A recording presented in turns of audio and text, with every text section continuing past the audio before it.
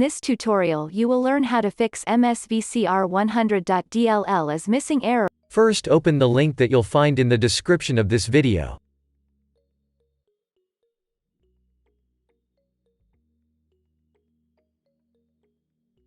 Select your language and then press download. Select both files. Press next. Save the files.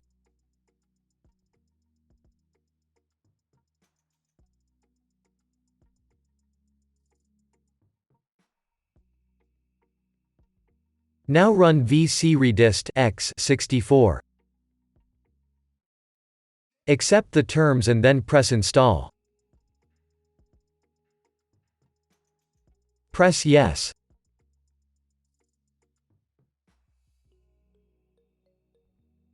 Press close. Now run vcr100 x86. Accept the terms and then press install.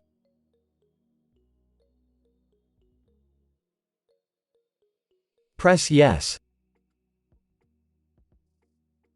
Press close. Restart and your problem should be fixed.